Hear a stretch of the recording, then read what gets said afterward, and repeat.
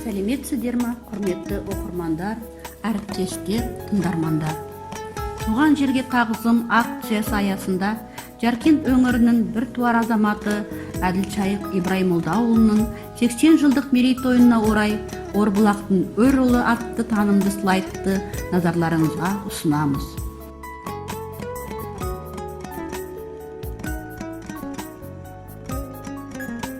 Өмірден ерте кеткен алғыр азамат Әділшайық Ибрайымолдаұлы да уақытпен санасқан зерек жан еді. Ол жасынан ерте тұрды, кеш жатты, бір тынымсыз еңбек етті. Балалық шағы да ауыр болды. Соғыстың түтеп тұрған кезінде қарамай мектепті де үздік бітірді.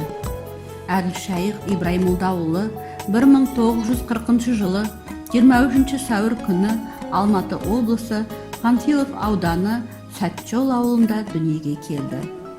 Еңбек жолын Қоңырлен ауылында қарапайым жұмысшыдан бастады. Әкесі Ибрайымолда мен шешесі Нұрихан ұзақ жылдар бойы осы Октябрь кеңшарында еңбек еткен. Ол мектепті бітіріп, Алматыдағы ауыл шаруашылық институтының инженер-механик мамандығы бойынша оқуға түседі. Оны тамамдаған соң туған ауылына келіп, инженер болып жұмысқа орналасады.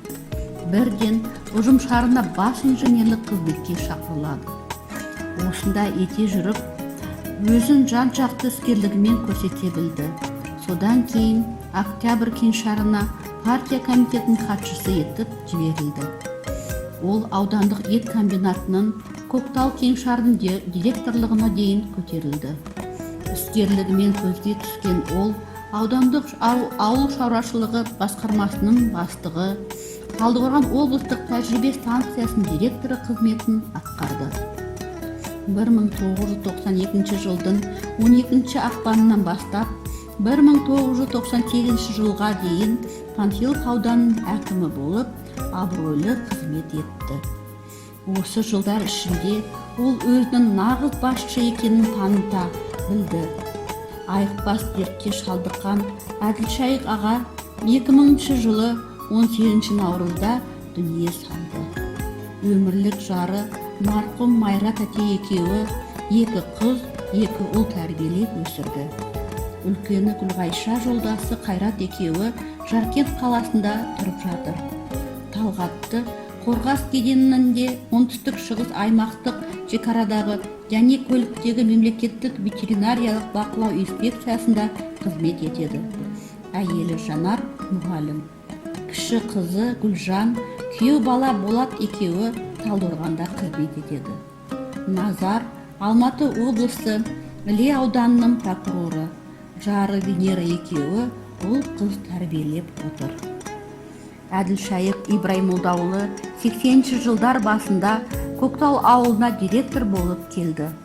Ауыл мәдениетін көркейту, ауылдағы мектептерге, ауруханаларға, балалар бақшасына, отан соғысының ардагерлері мен еңбек ардагерлеріне, аз қамтылған отбасыларына көмек қол ұшын беру сияқты жұмыстар жасады. Құрылыс кешендерінен үлкендерге де, жастарға да арналған үлкен саябақ салып, оның ішінен эстетикалық талғамға сай саялы қарағай, шырша, терек, тағы да басқа ағаштар егіп, безендіріп, ел игілігіне ұсынды. Балаларға, жасөспірімдерге арналған әртүрлі ойын ойнайтын техникалық жүйелермен жабдықтап, балалар саябағын салғызып, халықтың ризашылығына бөленді. Қазіргі уақытта бұл демалыс орны Ибрайымолдаев аты берілген. Өзі тұңғыш әкім болған аудан орталығы Жаркент қаласының үлкен бір көшесі және Көктал ауылының орталық көшесі де ол кісінің есімімен аталады.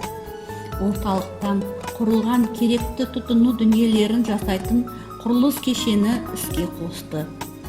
Ауыл шаруашылығына керекті әртүрлі техникалар тұратын тұрақжайды пайдалануға берді.